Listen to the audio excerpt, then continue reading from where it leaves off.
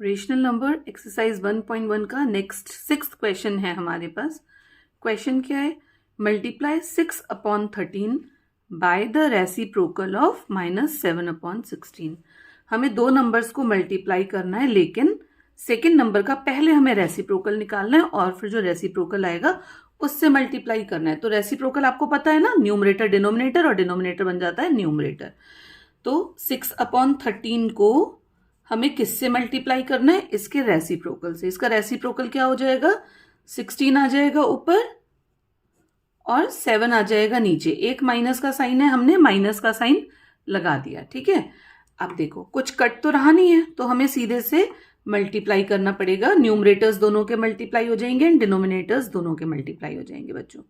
ठीक, तो 16 × 6 कितना आएगा? 96। 13 7 जा कितना आएगा? 91। एक माइनस का साइन है, वो माइनस का साइन हमने ये लगा दिया। ठीक है, सिंपल क्वेश्चन था। नेक्स्ट क्वेश्चन पे आते हैं। नेक्स्ट क्वेश्चन है, tell what property allows you to compute. कौन सी प्रॉपर्टी आपको ये कैलकुलेट करना अलाउ करती है, यानी कि यहाँ पे हमें प्रॉपर्टी का नाम बताना है। अगर आपने मेरे इंट्रोडक्शन पार्ट 1 और 2 देखा होगा तो आप इस क्वेश्चन को एकदम कर पाएंगे, और अगर वो आपने नहीं देखा है तो पहले आप इंट्रोडक्शन देख लीजिए ताकि आप प्रॉपर्टीज को समझ सकें। सही है, तो यहाँ पे नंबर्स क्या दे रखे हैं? 1/3 × 6 × 4/3। 3 नंबर्स हैं, पहले इसकी ग्रुपिंग कर दी इन दो नंबर्स की, और फिर देखो अब ये ही तीनों नंबर हैं, बस चेंज कर दिया इनका ग्रुप, यानी कि किसको पहले करना है और किसको बाद में। तो मैंने क्या प्रॉपर्टी बताई थी इसके लिए? जब 3 या 3 से ज्यादा नंबर होते हैं और ग्रुप बना के मल्टीप्लाई करते हैं, एसोसिएटिविटी। ध्यान आया? Associative property. तो यहां पे हमारी कौन सी प्रॉपर्टी यूज हो रही है बच्चों? Associative property. ठीक है, सिर्फ प्रॉपर्टी बतानी है, हमें यहाँ पे कैलकुलेट नहीं करना है। नेक्स्ट क्वेश्चन हमारा आता है 8th क्वेश्चन। 8th क्वेश्चन है, is 8/9 the multiplicative inverse of -1/8? Why और वाई नॉट? इन्होंने बोला है कि क्या 8/9 इस नंबर का मल्टीप्लीकेटिव इनवर्स है, क्यों है और क्यों नहीं है, ये हमें बताना है। तो अब मल्टीप्लीकेटिव इनवर्स क्या होता है? रेसिप्रोकल। अब ध्यान करो, मैंने बताया था कि जब कोई नंबर और उसके मल्टीप्लीकेटिव इनवर्स को हम मल्टीप्लाई करते हैं तो आंसर हमारा कितना आना चाहिए? 1। तो यहां पे भी अगर इन दोनों नंबर्स को मल्टीप्लाई करके आंसर 1 आता है तो ये मल्टीप्लीकेटिव इनवर्स होगा, और अगर नहीं आता है तो नहीं होगा। तो हम मल्टीप्लाई कर लेते हैं। 8/9 × -1/8। अब सबसे पहले तो ये मिक्स फ्रैक्शन में है, तो हम इसको नॉर्मल करेंगे। क्या आ जाएगा? 8/9 × 8 1 जा 8। इसमें ये वाला 1 प्लस होएगा, कितना हो गया? 9। तो यानी कि 9/8। माइनस का साइन है, माइनस का साइन हमने लगा दिया। 9 से 9 कट गया, 8 से 8 कट गया। ठीक है, ये सब 1 1 टाइम्स गए, तो 1 1 जा 1। लेकिन यहाँ पे माइनस का साइन आ रहा है। क्या आ गया? माइनस का साइन। लेकिन मैंने अभी बताया था मल्टीप्लिकेटिव इनवर्स के लिए हमारा क्या प्रोडक्ट आना चाहिए? 1, लेकिन यहाँ पे तो -1 आ रहा है, तो ये नहीं होगा मल्टीप्लिकेटिव इनवर्स। इसको आप पूरा ऐसे करके लिखेंगे, 8/9 is not the multiplicative inverse. मैं शॉर्ट फॉर्म में लिख रही हूँ बच्चों, आप अपनी कॉपीज में एग्जाम्स में पूरा लिखिएगा। Multiplicative inverse of -1/8 because their product, इनका प्रोडक्ट इज नॉट 1 नहीं है। क्या है? -1। अगर 1 आता तो फिर ये हमारा मल्टीप्लिकेटिव इनवर्स हो जाता। अब next question number 9, is 0.3 the multiplicative inverse of 3/1/3? Same वही क्वेश्चन है, डिजिट्स बदल गई हैं, क्यों और क्यों नहीं ये बताना है। ठीक है, तो यहाँ पे भी इन दोनों नंबर्स को मल्टीप्लाई करेंगे। अगर प्रोडक्ट हमारा 1 आता है, मल्टीप्लाई करके 1 आता है तो वो होंगे मल्टीप्लिकेटिव इनवर्स, अदरवाइज नहीं होंगे। तो चलिए देखते हैं। 0.3 × 3/1/3। तो सबसे पहले तो ये मिक्स फ्रैक्शन में है ना, तो इसे हम सिंपल कर लेते हैं।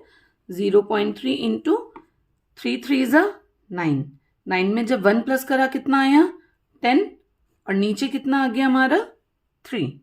सही है। अब आपने मल्टीप्लाई में सीखा ही होगा ना प्रीवियस क्लासेस में, जब पॉइंट होता है पॉइंट को हटा के हम नीचे 10 लगा देते हैं। सही, ये क्वेश्चन बन गया। 10 से 10 कट गया 1 टाइम्स, 3 से 3 कट गया 1 टाइम्स, 1 1 ज़ा 1, प्रोडक्ट कितना आ रहा है बच्चों 1, तो ये मल्टीप्लिकेटिव इनवर्स होगा। तो यहाँ पे हम लिख देंगे 0.3 is multiplicative inverse of 3 1/3 because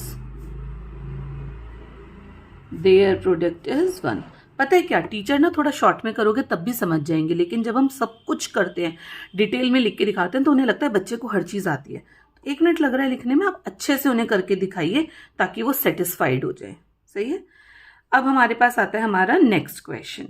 next question है हमारे को आंसर देने हैं इनके 3 पार्ट्स हैं। Question number 10। क्वेश्चन नंबर 10 का फर्स्ट पार्ट है हमारा the rational numbers that does not have a reciprocal. हमें ऐसे रेशनल नंबर या नंबर्स जो भी होते हैं वो बताने हैं जिनका कोई रेसिप्रोकल नहीं होता। तो अब आपको पता है रेसिप्रोकल्स का क्या होता है, नंबर और उसके रेसिप्रोकल का आंसर मल्टीप्लाई करके 1 आता है, तो वो नहीं आना चाहिए।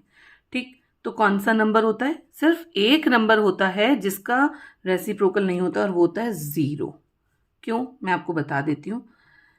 0 का रेसिप्रोकल क्या होगा 1/0, है ना रेसिप्रोकल। तो 1/0 कोई नंबर होता है, नहीं होता। अगर किसी भी नंबर के नीचे 0 होता है तो वो अनडिफाइंड हो जाता है, कोई नंबर ही नहीं होता। इसलिए only reciprocal that does not have a reciprocal, तो कौन सा आएगा, sorry, only rational number that does not have a reciprocal, answer आएगा हमारा 0।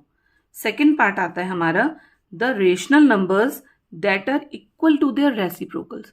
कौन से ऐसे रेशनल नंबर हैं जो अपने ही रेसिप्रोकल के बराबर हैं, यानी कि जब हम रेसिप्रोकल कर देते हैं तब भी उनकी वैल्यू वो ही आती है। तो बच्चों 2 रेशनल नंबर्स हैं 1 एंड -1। ठीक है। अब देखो ये मैं बता देती हूँ क्यों। 1 का रेसिप्रोकल क्या हो जाएगा 1/1, तो 1/1 भी तो 1 ही हो गया, और -1 का रेसिप्रोकल कितना हुआ 1/-1, तो ये भी 1 हो गया।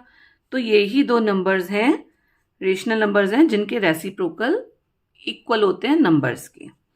थर्ड पार्ट हमारा आता है the rational number that is equal to its negative. कौन सा ऐसा रेशनल नंबर है जो अपने नेगेटिव के बराबर है। समझ रहे हैं आप, मतलब कोई रेशनल नंबर है और हम उसमें माइनस का साइन लगा दें तो वो बराबर हो जाए। अब आप देखो 1 में 2 में अगर हम किसी में भी माइनस का साइन लगा देते हैं, नेगेटिव कर देते हैं, तो वो इक्वल तो नहीं होता, अलग हो जाता है ना। तो केवल एक कौन सा रेशनल नंबर बचा हमारे पास 0, क्योंकि अगर हम -0 भी करते हैं तो बात तो वही रहती है। तो इसलिए 0 is the only rational number that is equal to its negative. अब बच्चों नेक्स्ट क्वेश्चन आता है हमारे पास, और जो कि इस एक्सरसाइज का लास्ट क्वेश्चन भी है, क्वेश्चन नंबर 11, जो कि फिल इन द ब्लैंक्स की फॉर्म में है। सो फर्स्ट पार्ट है 0 हैज डैश रेसिप्रोकल। 0 का क्या रेसिप्रोकल होता है, कोई रेसिप्रोकल नहीं होता, तो हम यहाँ पे क्या लिख देंगे नो रेसिप्रोकल। ठीक है। Second, the numbers dash and dash are their own reciprocals. वो खुद के ही रेसिप्रोकल होते हैं। अभी मैंने आपको क्वेश्चन नंबर 10 के सेकंड पार्ट में भी बताया था कौन से 2 नंबर्स होते हैं जिनके रेसिप्रोकल्स उनके बराबर होते हैं 1 एंड -1। ठीक है।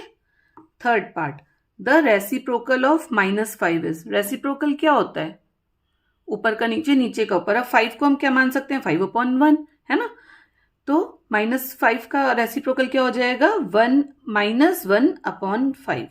1 को आप नीचे भी लगाते हैं तब भी बात एक ही है, लेकिन ऊपर लगाते हैं तो ज्यादा ठीक रहता है। तो रेसिप्रोकल ऑफ -5 कितना हो गया -1/5। नेक्स्ट, रेसिप्रोकल ऑफ 1/x, जहां पे x की वैल्यू 0 के बराबर नहीं है, क्योंकि 0 के बराबर होती तो ये रेशनल नंबर ही नहीं बचता, है ना। तो इसका रेसिप्रोकल क्या हो जाएगा, उल्टा हो जाएगा बस, x/1, तो उसकी वैल्यू क्या हो गई, मतलब x। Fifth part, the product of 2 rational numbers is always a. अगर हम 2 रेशनल नंबर्स को मल्टीप्लाई करते हैं तो हमेशा क्या आता है आंसर, एक रेशनल नंबर ही आता है। ठीक है। Product of 2 rational numbers is always a rational number. Next, the reciprocal of positive rational numbers is, अगर हम दो रेशनल नंबर्स को मल्टीप्लाई करते हैं तो आंसर क्या आएगा? पॉजिटिव। मान लीजिए हमने +2/3 और +4/5 को मल्टीप्लाई करा तो कितना आ जाएगा? 8/15। दोनों साइन प्लस के हैं, प्लस। 2 × 3 को मल्टीप्लाई करेंगे कितना आ जाएगा? 6। दोनों साइन प्लस के हैं, क्या आ गया? प्लस। तो दो रेसिप्रोकल्स पॉजिटिव अगर नंबर के रेसिप्रोकल्स और उन्हें मल्टीप्लाई करेंगे क्या आएगा? पॉजिटिव ही आएगा। ये मैंने आपको दो रेशनल नंबर्स मल्टीप्लाई करके दिखा दिए। अगर आप इनके ऑपोजिट भी निकालते हैं, चलिए मैं बता देती हूँ, एक सेकेंड। मान लीजिए हमारा 2/3 था, अब इसका रेसिप्रोकल क्या हो जाएगा? 3/2। हम इन्हें मल्टीप्लाई करेंगे तो क्या आएगा? पॉजिटिव ही आएगा। 1 आया, लेकिन 1 का साइन क्या है? पॉजिटिव। ठीक है। सो इसी पार्ट के साथ हमारा एक्सरसाइज 1.1 फिनिश होती है, जिसमें 11 क्वेश्चंस थे। आई होप आपको अच्छे से समझ आया होगा। मैंने पूरी कोशिश करी हर चीज़ अच्छे से एक्सप्लेन करने की। कुछ भी प्रॉब्लम हो तो आप कमेंट बॉक्स में पूछ सकते हैं। एंड जिन्होंने भी अभी तक मेरे चैनल को सब्सक्राइब नहीं करा है, सब्सक्राइब कर लीजिए एंड बेल आइकन प्रेस कर दीजिए ताकि आपके पास सारे नोटिफिकेशंस आते रहें।